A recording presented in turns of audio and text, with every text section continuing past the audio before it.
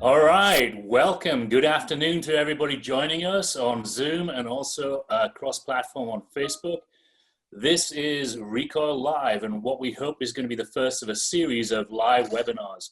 In this one, we are casting our net wide across the entire firearms industry, and joining me here is a panel of some extremely heavy hitters from across all parts of this wonderful firearms community. So joining us, let's see, from the top, off to my right, if you're looking at the Brady Bunch view of the webinar, we have Dan Brokos from Lead Faucet Tactical. We have Tom Taylor from Sig Sauer. We have Jason Hornady from Hornady Manufacturing. And last but not least, we have Ryan Rep from a little company called Brownells you might have heard of. Now, during this whole webinar, you, the audience, will be able to participate, ask questions, give suggestions, heckle, whatever you want to do. If you look down at the bottom of your screen, there is a Q&A button. And if you go and hit that and then start typing, we'll get to see the questions, suggestions, and whatever else you want to talk to us about. So we're all acutely aware of the fact that you guys watching this right now are the ones who pay our paychecks. So if there is anything you want, any burning questions you have, let us know. Now, without further ado, what I'd like to do is get an overview of the firearms industry right now in this COVID-19 crisis time that we're in. And perhaps the guy who's closest to the coalface in terms of interaction with the general public is probably going to be Dan Brokos. So Dan, other than not being able to get to the gym or get a haircut, how has the COVID-19 situation affected training? Well, I would say this,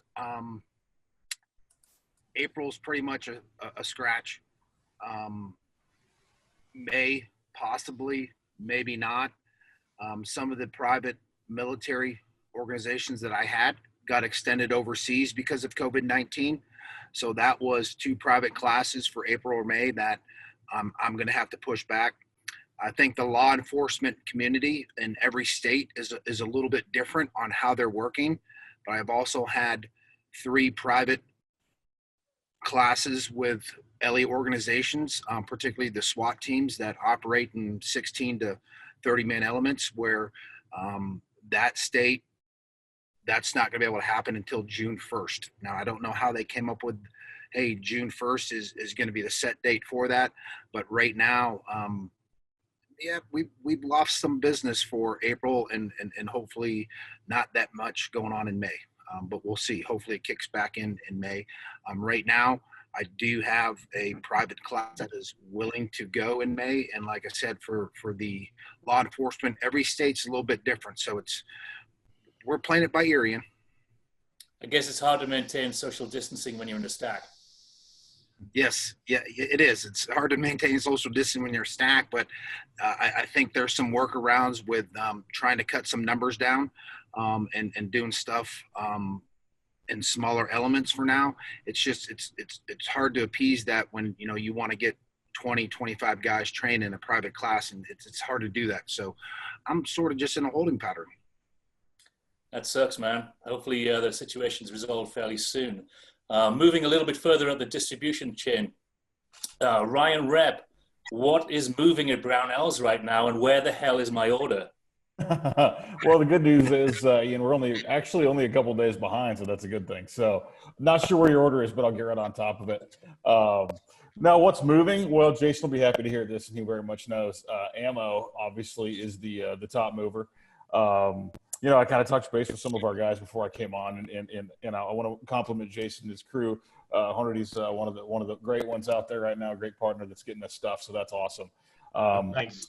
But it's it's the wild, wild west. Honestly, we can get product in namely ammunition, reloading supplies, that sort of thing. And we would get, say, what we would generally forecast for 2 to 3 months of supply. It can go in a matter of hours right now, and it's just really crazy. So people out there trying to find ammo, I know that's really the hot button thing is keep your eye on the site. It's going to pop up at random times, and it literally can go in hours. And so that's the crazy thing. But the message is that we're open, we're shipping. And when we're really only a couple days behind, so that's a good thing. There's plenty of other hot products too. The AR stuff is hot, components and that sort of thing. Mags are hot, but outside of ammo, believe it or not, we're in a pretty good inventory position for most things at this point. Now, you mentioned ammo, and obviously that's going to be first and foremost in people's minds right now. Tom and Jason, both SIG and Hornady, obviously heavily invested in ammunition. What are you seeing with regards to bottlenecks, and what's the biggest seller at the moment? Biggest seller? Tom, you want me to? Yeah, Oh, who's taking that? I'm sorry. I'll let Jason take that, or Tom. Well, since I opened my big mouth, it's all the stuff that you would normally think. Anything that's defensive handgun has been crazy. Anything runs through an AR at all. And then, of course, you always still have 6.5 Creedmoor, which seems to sell no matter what you do. It is one of the most fascinating. Tom and I have been in the industry about the same amount of time, and this is probably our fourth big, what we would call surge. And this one was far and away the fastest and caught us all off guard the most. And we kind of liken it to locusts hitting a cornfield, and we're from Nebraska, of course. But it literally went boom, and one day it was gone. And only thing I think that's hotter than ammo is toilet paper.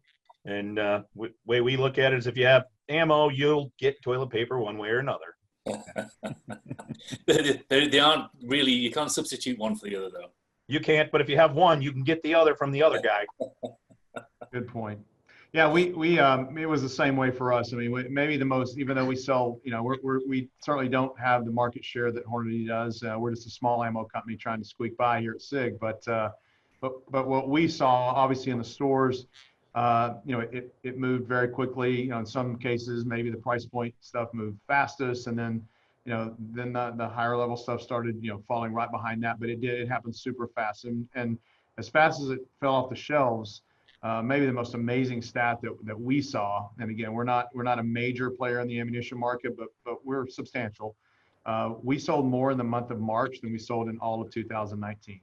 So it was a stat that was unbelievable. We looked at that and we had to kind of do a double take to say, again, we were building our ammo presence online throughout 2019, and it was just like gone. And Jason said it right. It was 9mm and then other caliber defensive handgun, and 223, 5.56 was just gone overnight. And we surpassed our entire year in March. How are you guys dealing with that in terms of supply, your own supply chain? And how much of that demand do you think is going to be pulled forward out of the rest of the year? And how do you address the components that you're going to need? I mean, where are you getting them from now? I go first, or you, Tom? Go ahead. So, Ian, we started to see an increase in demand in late October of last year. Prior to that, we were looking at 4 years of what we're calling a flatness or soft market, because frankly, the 4 years prior, people bought everything they needed for a long period of time, and so sales were soft. Pre-virus, we believe that with just the economy being relatively good and all the rhetoric that was going on with the politics and certain Democratic people saying that we're going to get your guns and we don't care, and some of that stuff, it started to get people lathered up. One other thing that changed for us is Walmart decided to drop most of the ammunition, and so that shoved that consumer into places where we were stronger, because we are not and refuse to be a Walmart partner. So we were already seeing a pretty good lift. And then when we started to get some vibes of this whole virus, we went ahead and pulled forward 6 months worth of raw materials. And it wasn't just metal and powder and primers that you're talking about. And there's other things you have to think about: boxes, tape, labels, print ink, because it's really hard to ship ammo if it's not in a box. Sure. And so we had some foresight. There's always pockets of places where you're going to have problems. But we kind of made that leap. And so right now we feel pretty good. The biggest thing, which we're all dealing with, is whatever happens with labor from day to day. And that is a day-to-day thing. Yeah, we experienced. Sorry, go ahead, Ethan. Sorry, for both of you, both Tom and Jason, are you seeing this impact your workforce? I mean, are guys still showing up to work? Yeah, so I mean, obviously, I get to see it across an ammunition facility in Arkansas, a firearm facility in New Hampshire, and an optics facility in Oregon, and they're all varying degrees. I'll start with our ammunition facilities. That's what we're talking about. But yeah, we had, I would say, minimal impact. I think a number of us, early on in the crisis, we were all deemed as essential military manufacturers, so we were able to continue doing business. So then the next question, once we cleared those hurdles with DOD, DHS, and in some cases even US SOCOM letters of sort of essential nature, we were solid in that regard. Early on, we were experiencing single-digit absenteeism, which wasn't really any greater than a normal time period. So it was a very minimal impact.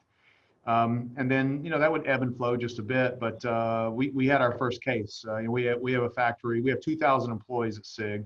About 450 of them are working from home. All staff is working from home now, but our factory employees, we're down a little bit. But when we had our first confirmed case, then just the nature of we're not forcing anyone to work. So, a lot of people, didn't feel comfortable coming in or whatever. And that's when we really began to feel it. And that was in our gun facilities.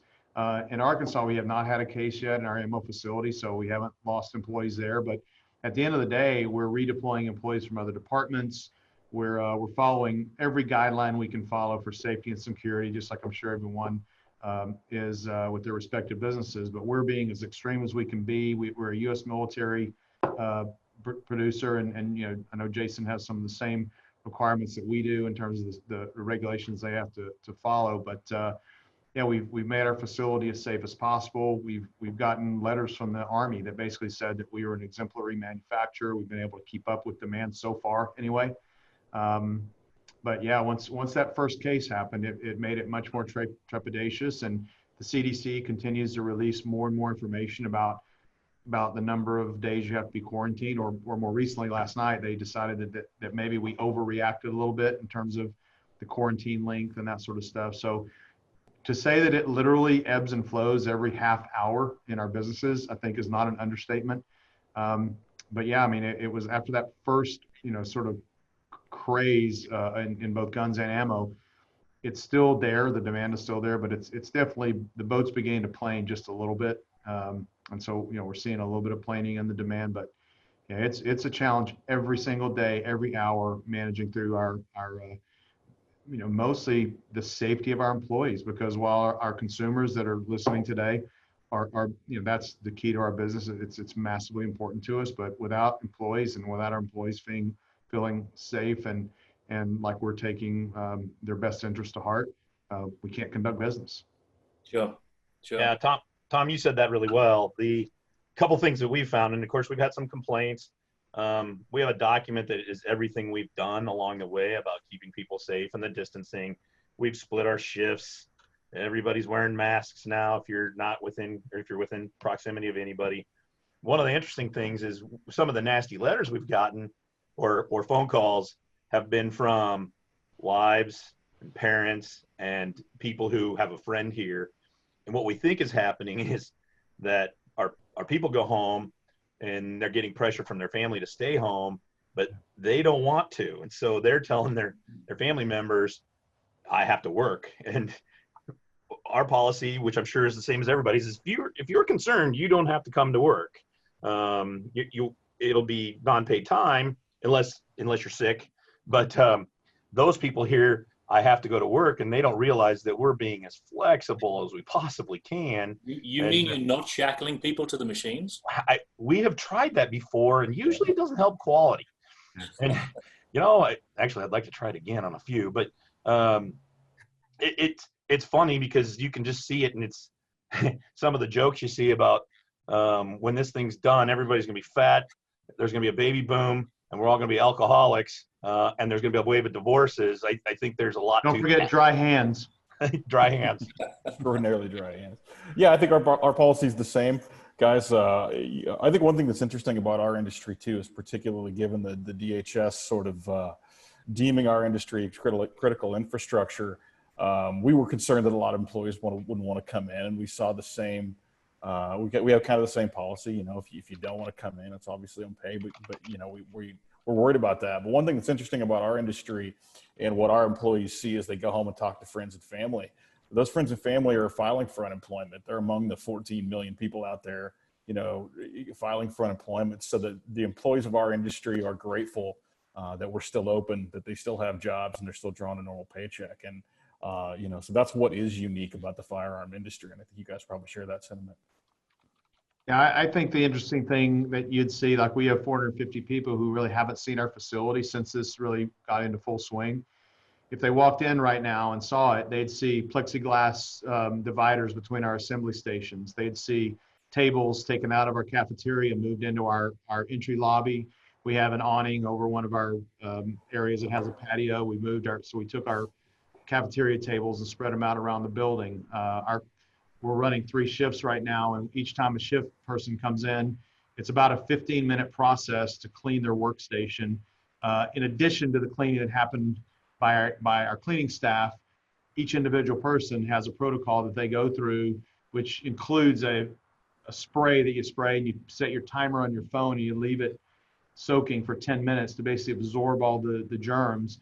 And then at the 10-minute buzzer, when it's at the perfect level of dryness, you wipe it down. And I mean, just the things that we're going through to make sure that everyone has all the safety measures, the masks, and to have our security guards, you know, pointing a temperature gauge at our foreheads every day we walk in the door. And it really is, that's the best. Our doors are all propped open inside the facilities. You know, we don't have any visitors coming in. So we've made sure our employees don't have to open doors. Anything that is a touch point, we've made precautions not to touch it. So it's you know, just like the rest of the guys, I'm sure. I mean, we put together things to not just let the world know what we're doing, but to make sure our employees know what we're doing. Yeah. So they feel safe.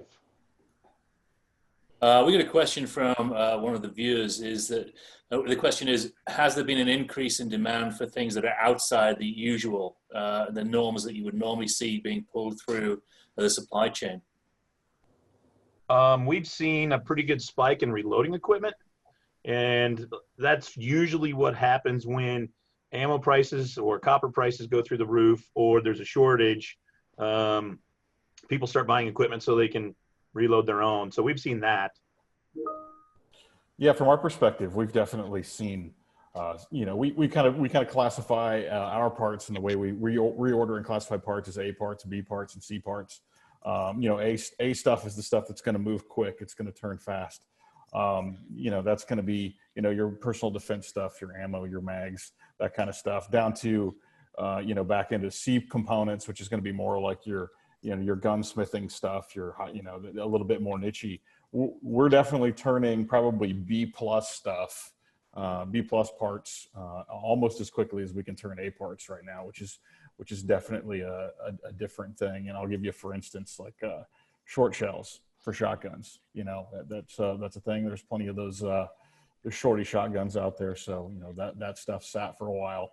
That's moving now, which is, you know, that's not necessarily always a high mover. So I would definitely say that there's demand, you know, coming in from all over the place.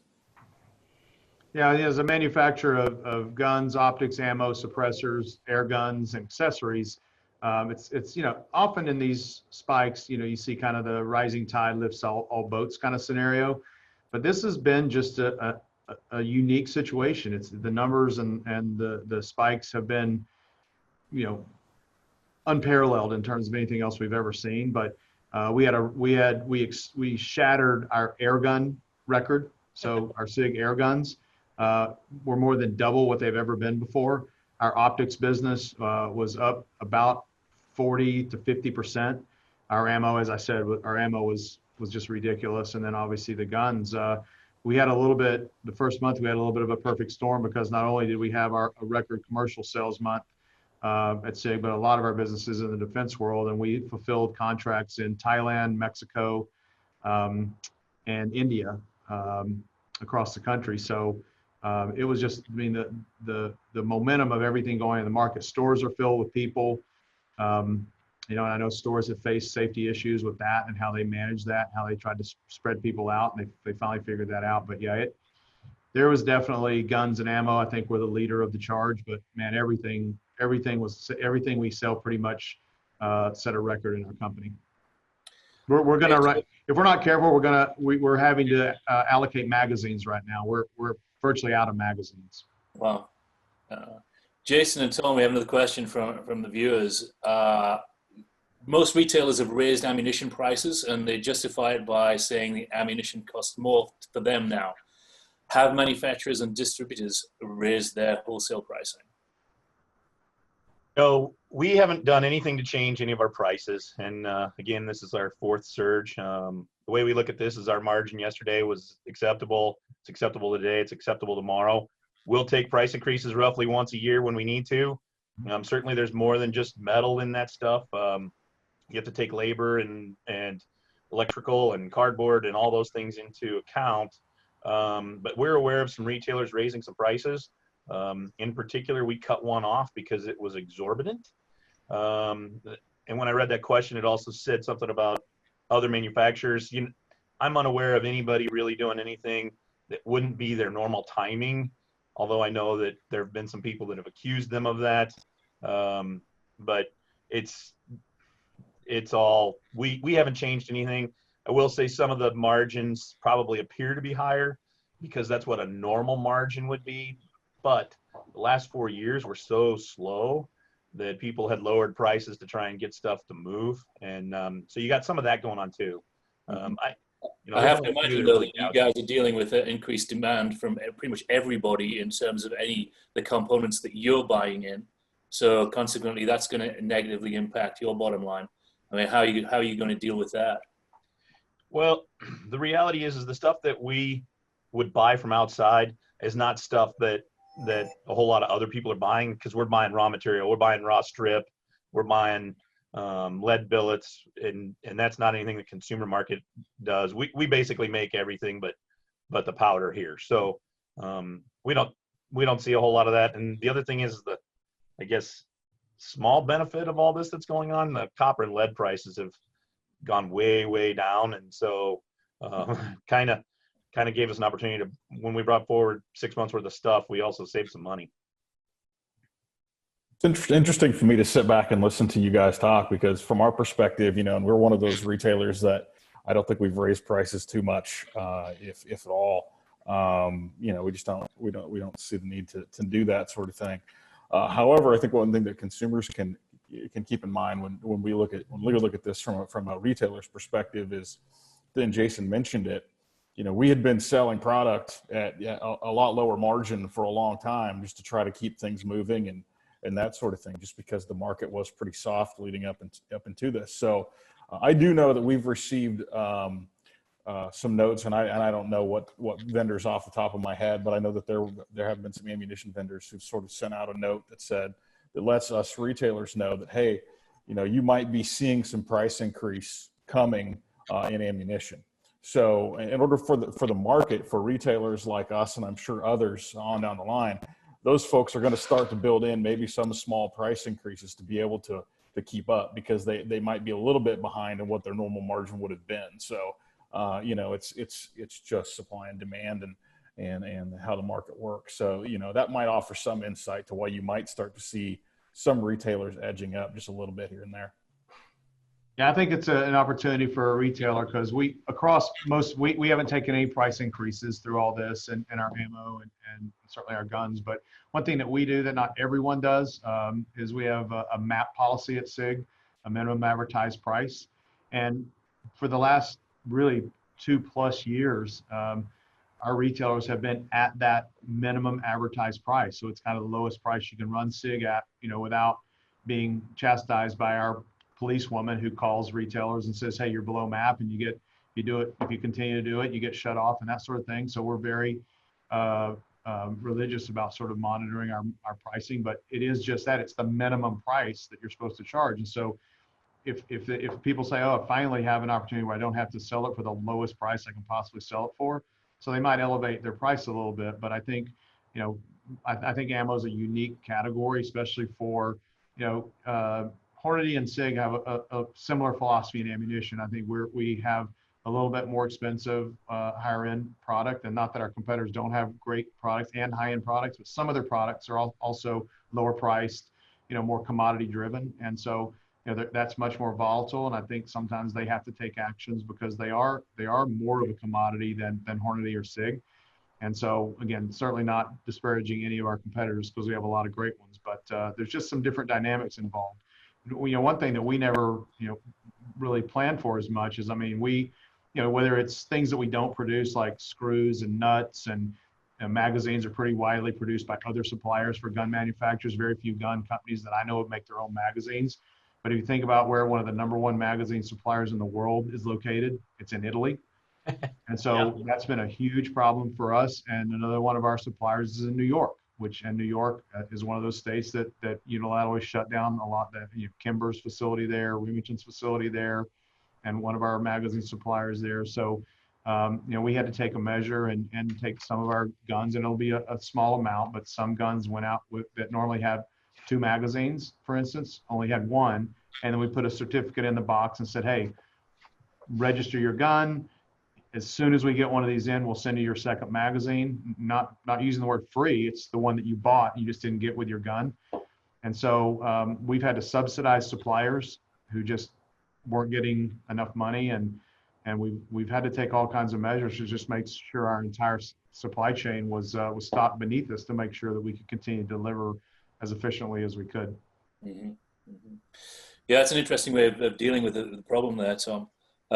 Now, according to the FBI, there was about 3.7 million NICS checks last month, which is off the charts. It blows away pretty much anything that's preceded it. Now, anecdotally, I've been hearing from my local gun store that about 40% of those people that were coming in and buying guns and taking instructions as to which way around the bullets went in the magazine. And that's the lowest number I've heard, to be honest with you. Yeah, me too. Really? That's good. That must be an Arizona thing because we're all armed to the teeth out here anyway.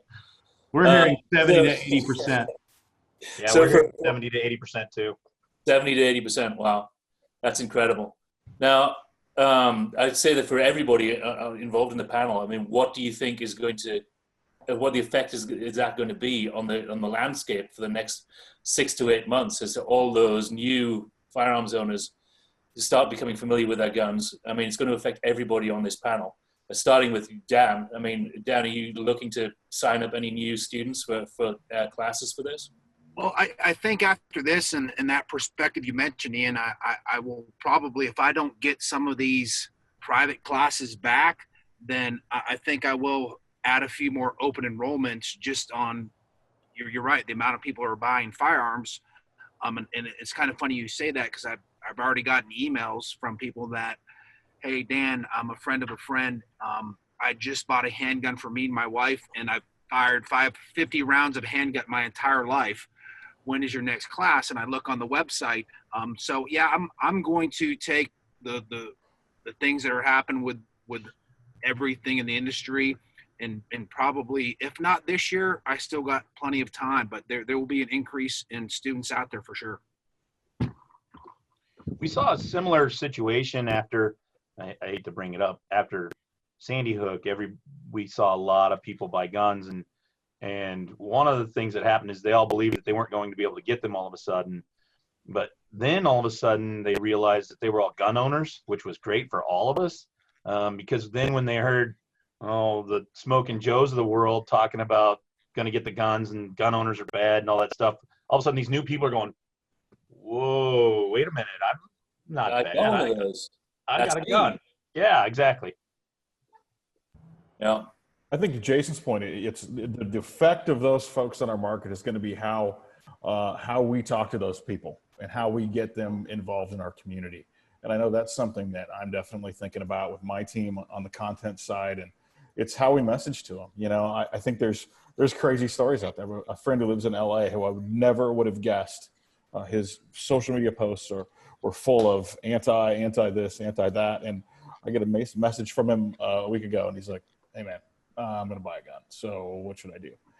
And I would have been less shocked if Nancy Pelosi would have messaged me the same thing. So it was crazy. And then, Tom, you're going to kick out of this story. We have a retail store. Retail brick and mortar is not our thing, but retail store in Iowa. And I was talking to our retail store director the other day, and he said that he was working down in the store, and two guys came in. Money wasn't an issue for these guys, and they just said, "Hey, we want the two guns that are outfitted exactly like the guns in Call of Duty." And so they were going through, and they weren't sure what they were called. And our guy was like, "Well, is it a SIG?" And the guys up there like, "Yeah, SIG." And so they both outfitted their SIGs, SIG AR-15s, optics to Hula the rail. They each dropped $3,000 a piece, something like that, on these guns, like it was no big deal. And so it really is. And he had to remind them, by the way, and this isn't not making fun of anybody. This is just how we have to educate these folks and talk to them. He had to remind them that they needed to pick up ammunition on their way out because they were, getting ready to roll. So I think it's all how we message. And I think this really is a true moment of growth and transition for our industry. Not something like anybody has ever seen here. We know how to deal with spikes, for instance, that Jason mentioned, driven from politics, driven from unfortunate events. We generally know how to deal with that. But this is something that's been so sustained.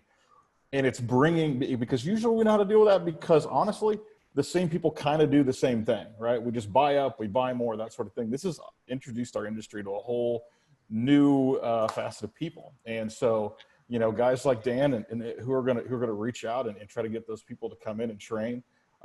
It's really how we message and talk to them and make them feel a part of us and make sure that we're not that industry that says, "I told you so," at the end of the day. Because we can be like that. All of us can be like that, right? But we gotta, you guys at Recoil, how do we reach out to those folks? And, I think that's really going to be the key to how they, continue to interact and be more involved and ultimately get involved with all of our stuff. No, I agree entirely. And I think not only are we addressing this on a macro level here, we're looking at this issue from 30,000 feet. Just this month, I went out and took 3 new lady gun owners out to the range just to show them the ropes because I had a New Year's resolution that was going to be something that I wanted to do on a personal level. And I think all of us, anybody watching this as well, should make that commitment. If you do have anybody who is a new gun owner, take them out the range, show them how to safely operate their new purchases, leave politics out of it. They'll come around to your point of view. Absolutely. Yeah, I think one thing that I would say is happening right now is the trajectory of the Second Amendment and support for the Second Amendment is changing dynamically. I think it's the most dynamic change we may see in our lifetime because, in America, there seems to be 3 factions of people. There's people who are really, really hardcore gun and Second Amendment advocates. Then there's a really hardcore group of anti-gun folks that just don't, almost no matter what you do, other than like Ryan's friend, and I've experienced that with a couple people, where you never would have thought in a million years they were going to buy a gun, but they say, you know what, maybe I need a gun. But as importantly, there's a gigantic swath of people in the middle that, they don't know how they feel. They might have their dad's hunting rifle or, maybe they have a shotgun or whatever. They don't necessarily sign up and join the NRA or whatever. They just kind of, we all live it in this industry, but it's not brought up at every dinner party they go to or every time they go to the bar. It's just something that is out there. And so if 80% of people that are walking into gun stores are new owners at the levels of sales that we're seeing right now, and if you believe some of the statistics that you're reading, such as 1 in every 20 households through this, sort of pandemic has added guns to their home.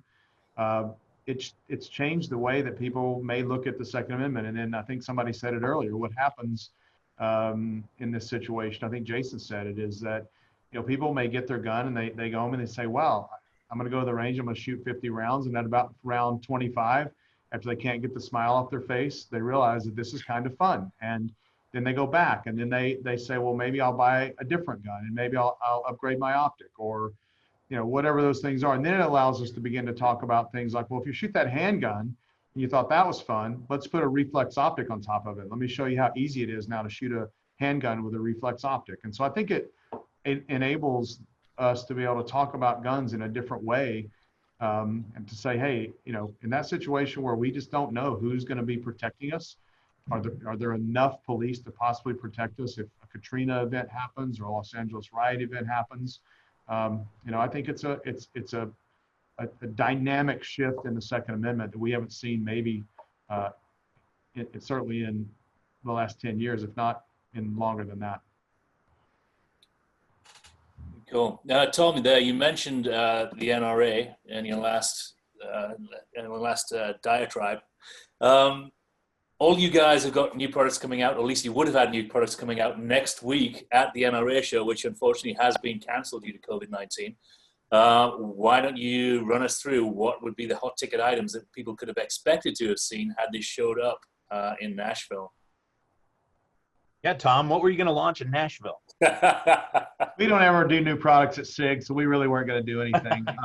So, I mean, the thing that we were, was going to be the headliner. We actually did sort of a soft launch to the industry and let some information leak out about our new cross bolt action rifle. And we would have had a huge section of our booth dedicated to that. SIG is entering the bolt action rifle category with our new, it kind of looks like a chassis gun, but it's not. It's actually a one-piece receiver. And it's that'll be rolling out. It looks like, knock on wood, now everything's kind of liquid with everything going on, but we're hoping to begin shipping that in June. So the cross bolt action rifle would have been a big piece of what we talked about at NRA. And then the other big thing that would have been news at NRA is a concept that we're going to delay a little bit just because we need a platform to talk about it with our media partners such as RECOIL and so forth. And Ian, you guys will certainly be involved in this, but as a lot of people know, the P320 is a modular system led by a fire control unit. And much like an AR over the last many years, and much like 1911s, as Ryan can certainly attest, how many parts would you guys have sold for M4s and 1911s that weren't stock products? And so we're launching a new project that will be more to follow later, but basically where we're taking our fire control unit out of a 320 and a lot of componentry. And the unique part of what we're doing is we're embracing a number of aftermarket custom gun organizations, as opposed to making them go out and sort of fight for their own for our drawings and our engineering details. We've been contacting, it's already been announced, Wilson Combat is doing a 320 partnership with us, ZevTech and a number of high-end and moderate level accessory makers are going to be working with us, and we're going to embrace that. We're going to embrace it as a company. We'll embrace it through our retailers as well as online, and I think Brownells, this will be right up you guys' alley to help us with this. But that's something we'll have it digitally supported with gun configurators on our website, both for our components as well as our partners' components outside of SIG. So I don't know if that strategy has ever been launched before, where a manufacturer has openly embraced sort of aftermarket componentry with drawings and sort of our product managers compiling a list. And out of the gate, we're going to have about 15 partners working with us outside of SIG on the project. So pretty excited. We hope to launch that sometime this summer. Great. So if anybody's watching this right now, and there you go, you heard it from the source, the 320 is going to become open source effectively. It is going to be the most modular pistol out there, and you can do what the hell you want to it. And it's going to be supported by everybody else who has the drawings, which I presume that you're releasing drawings for this as well, Tom. And unlike a lot of other polymer pistol manufacturers, where people have had to.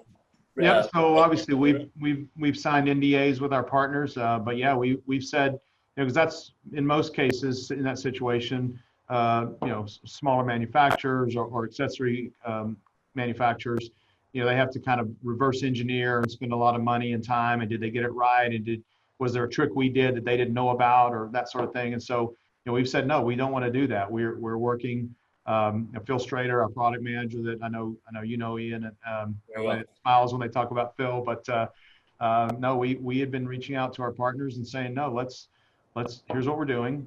Here's how we're doing it. And if you need any intellectual property, we're signing NDAs and working with them so that they can do it without sort of guesswork. And so we'll have this whole network of friends. And when we have media events and that sort of stuff, it'll be everything from, you can configure different sizes of factory componentry for 320s all the way up to, a $3,000 or $4,000 ZevTech. So and everything in between. So it's just should be a lot of fun. And we just hope that embracing partners instead of making them sort of fight for their own drawings and trial and error sort of process is beneficial for them, for us, and for the platform of a modular striker fired gun. Yeah, it's going to be great for the consumer as well, because if you're starting to assemble a whole bunch of different stuff, then you then wonder, okay, why is my Gucci Glock not working anymore since I put this new slide on it? Whereas hopefully that will not be an issue because people have the drawings right. Exactly. That's exactly why we want to do it this way, so that it's a very consistent platform across all of our partners and friends who are working with us. Very cool. Now, for anybody who's joining us either on Facebook or on Zoom, thank you and welcome. I just want to reintroduce everybody who's on the panel at this point, just so that you know who you're talking to. And please feel free to ask us questions. More than happy to field questions from the audience. First and foremost, stepping up the plate here is Dan Brokos from Lead Force Tactical. We have Tom Taylor, who's the Chief Marketing Officer and VP over at Sig Sauer. We have Jason Hornady from Hornady Manufacturing. And we have Ryan Rep from Brownell. So if you do have any questions from right way across the entire firearms industry, then let us know. Dan, do you have any tips for anybody who has a new gun owner, either in their family, household, or has been approached by an old friend who's sidled up to them in the bar and said, hey, I just bought this. What am I going to do with it? Good question, because I've gotten plenty of those via email, and I would say one of them was, well, hey, my range, they're not open, so you can familiarize yourself with the firearm. There's a lot of dry firing you can do, but I would say with all the new gun owners out there, it's help everybody out. You don't have to hire a professional. It would be nice. That's good from a professional. Yes, just. If you're a new gun owner, nothing wrong with dry firing. Getting that down when you get out to the range. And I think Tom and everybody here brought up some good pieces. And once they start shooting it, they're going to realize, hey, this is fun. And I'm going to be a gun enthusiast the rest of my life is the main goal, I think. Tom and Jason and Ryan, we had a question from the audience. Does this mean right now, because of the ammunition shortage, that we're seeing a resurgence in 40 Smith & Wesson? Tom's the gun guy, so he's going to be able to tell you how 40 Smith guns are selling. Right now, everything's selling because people are buying stuff for what they have. But we have continued to see a ratio of 9mm outpacing all the other handgun calibers, and it's not even close at this point. Yeah, we're seeing the same thing. I mean, it's 40 caliber has 357 SIG spiked for a while, and that has subsided years ago, and then 40 took off for a while, but it's really in the full size striker market, and in many ways the pocket pistol market. It's almost a one dog race at this point. There's still a little bit of 380 out there, but even 380 guns have, and you guys, I'm sure you guys can talk about it as well, but 380s has really backed down as hot as it was. And it's really in the handgun world. It's 9mm. What I did hear an interesting stat from a friend from ours down in Houston, Texas at Academy. It's told us, I don't know if he shared the same thing with Jason, but he said it was the first time they ever saw this dynamic, that consumers were coming in first and going to the ammo shelf instead of the gun shelf, and they were picking up a box of whatever was on the shelf and whatever the highest quantity they could buy it. And they were walking over to the gun shelf and saying, hey, I just got this caliber. What do you got? Because they were looking at the guns and saying, okay, there's no 9mm, so I got to go over to the ammo shelf now and look and see what guns there. And they were literally, and this is across what Jason, 225 store chain, Academy. Yeah, somewhere in their there. stores, they were saying that people were coming to the counter saying, okay, there's a gun in that caliber, so I'm going to buy this ammo. They're putting them together and walking out. First time we've ever heard that in all the years I've been in the market. Yeah, that's true. Well, I just looked at our first page of 40 ammo, and there's not anything in stock. So it's probably, Seems like everybody's working down the caliber list right now. probably your most sold out. probably your most direct ammo or direct answer. What's funny is actually my buddy from LA, my super left friend from LA who decided it was time to own a gun. I told him, I said, hey, usually I just tell you to buy a 9mm.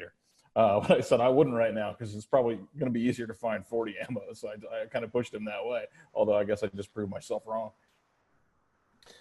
So looking in your crystal balls right now, all of you, I mean, what do you see for the rest of 2020? I mean, how long is it going to take us to get back to normal, or whatever normal is? And what is that new normal going to look like?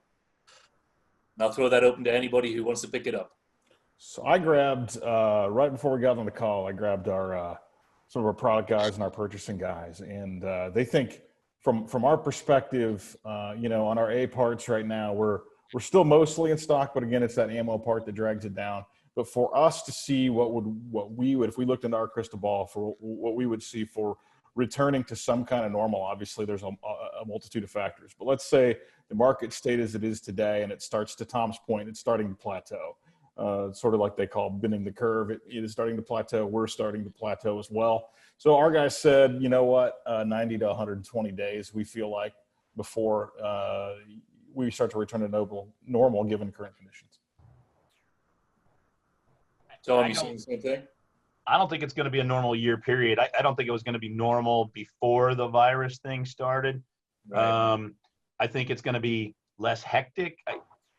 In my gut, and again, this is no official statement at all, I think the virus thing will cool almost as quickly as it came on. I mean, we seem to be starting to get better news. And so 6 weeks, 8 weeks, however many weeks from now, once everybody starts to get normal again, then it'll just be back to that heightened level we were already starting to see, which it seemed like the trends were kind of about a 25% up in retail sales. And I think that's going to continue until the election. I agree with that. We had already begun to plan for a good year. I know we were bringing in rifle components for our tread rifle a few months before this started, with a ramp up going through the summer, because we were thinking like the election and the rhetoric around the Second Amendment and so forth. So we already had begun planning for certain areas of our business to ramp toward the end of the year. So this all was a curveball, obviously, but if you read the report from NSSF, Southwick and Associates, just this week, this ramp started really in June, July. So June, July, there was some light at the end of the tunnel in terms of the gun industry peaking up a little bit. And then by November, December, it was definitely boiling a good amount. January, February were both really solid months. And all of that was almost completely before anything came up about COVID-19. And then so that was clearly a documented increase. It wasn't a surge, but it was solid. And so that was happening. And then, we were sort of looking at it like, toward the election, we think there's going to be another ramp. So to get specific, what we're looking at SIG is right now, I just looked at it yesterday, our demand in the second quarter, which goes through the end of June, our demand outpaces our manufacturing capability right now. So in essence, we are sold out for the most part through the end of June. So that'll start tacking onto that. So I think the 90 to 120 days is probably a pretty accurate sort of catch up from this. We are seeing our orders slow down because there's definitely people waiting for orders right now. So we don't see a lot of new orders when people are still waiting for manufacturing, and then we'll be in the middle of the summertime. Which is always a little bit of a lull in our industry, as a lot of people know. But I think there will be a little bit of a wind down, and then maybe as soon as that wind down occurs, if we had a crystal ball, which we don't, but we know there's going to be a lot of rhetoric. Biden, through his platforms, is there. He is not going to be shy about the Second Amendment. He's already shown that. He's already named his Second Amendment sort of warrior, Beto, and so.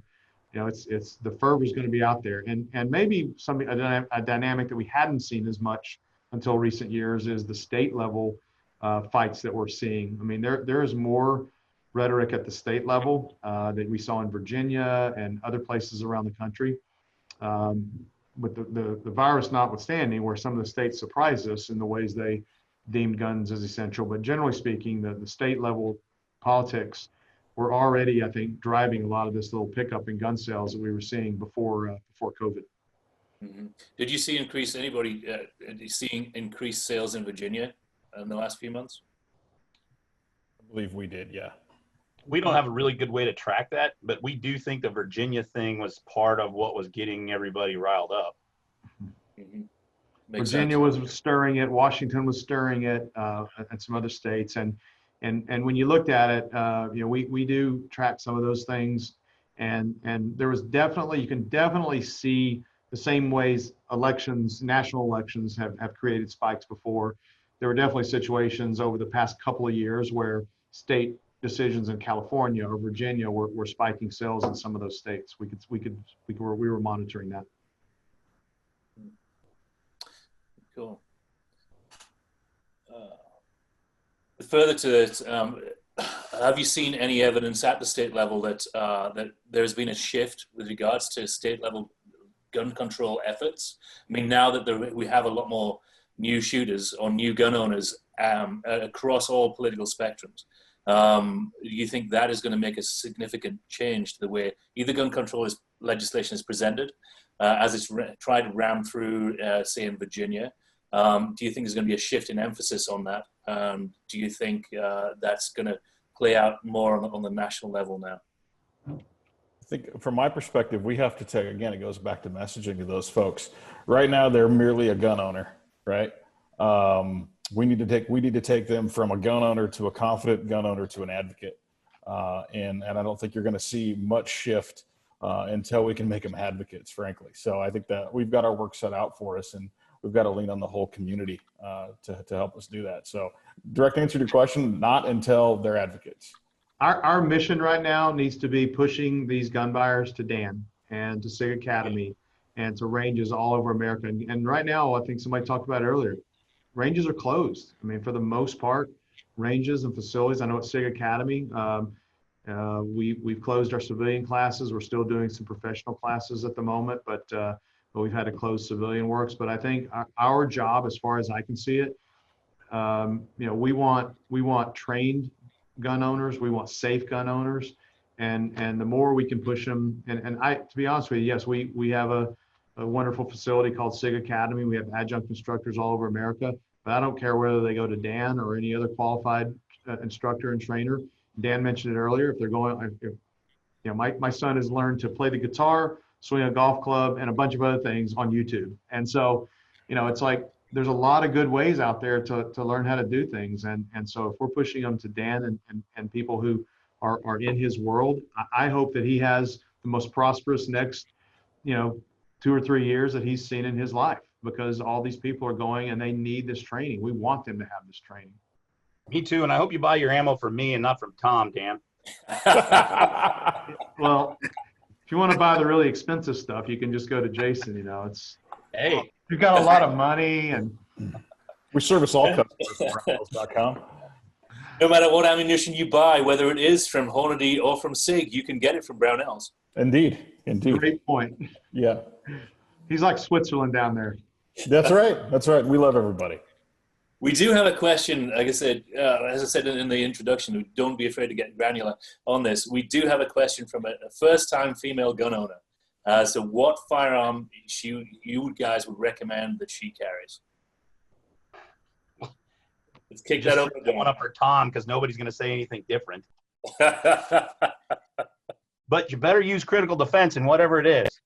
Yeah, I mean, you know what? We've talked about this a lot lately. I mean, in our industry, there are a lot of really good products. There really are. I mean, there are affordable products that, quite honestly, don't have the same quality. There's also affordable products that have good quality. There's mid-scale products. There's high-end products.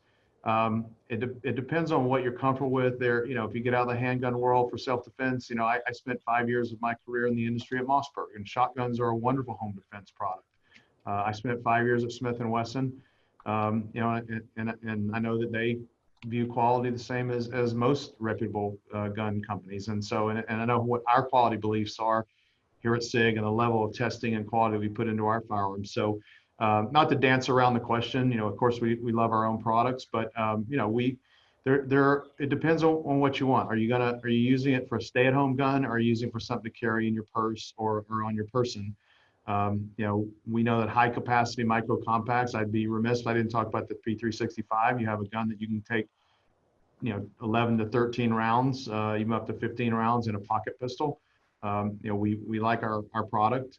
We also, something that we'll be talking about a lot over the next couple of years, as soon as our supply chain gets back up and running, is something we're calling the red dot revolution. So not only are you, buying a new gun, but you're also learning to shoot it. Is it easier to shoot it with open sights or with a reflex optic? Especially if you're a new buyer, you don't have muscle memory trained for open sights. It's a great option to put a reflex optic even on a pocket pistol, because it's so much easier to learn to shoot your gun accurately if you have that kind of an aiming system on your gun. So like I said, there's a lot of good products, but our P365 has become the top selling gun in America.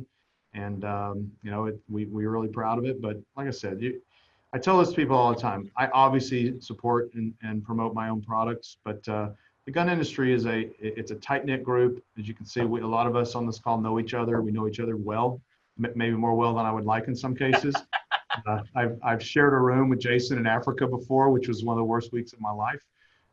So we do have an industry that knows each other and supports each other. And there's a lot of good high quality products. And we do a lot of dealer training here at SIG. And do your research online, go into that dealer, and those guys behind the counter, those ladies behind the counter, they know their stuff in most cases. And you ask them questions and what your needs are, and they can point you in the right direction. I'm pretty sure I can't say what I'm supposed to say, so I'll just go with beep. You, Tom.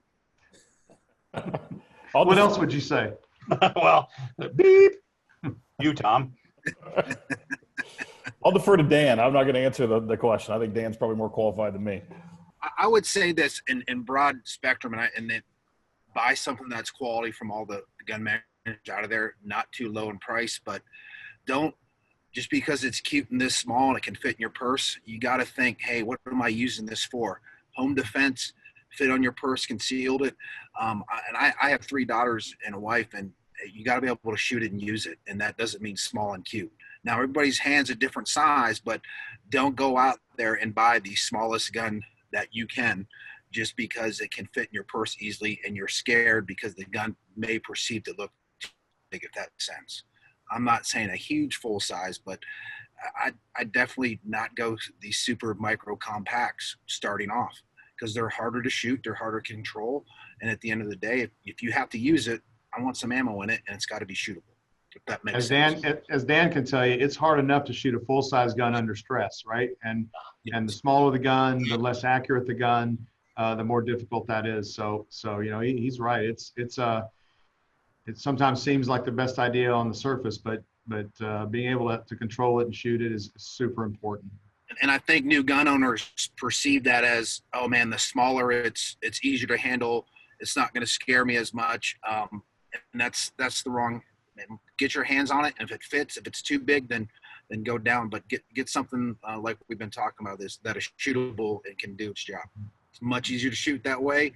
If you're comfortable with that, then you can work your way down to a micro one if you have the job to carry it in your purse and do all that. But you got to learn to shoot with something that is full size right at the bat.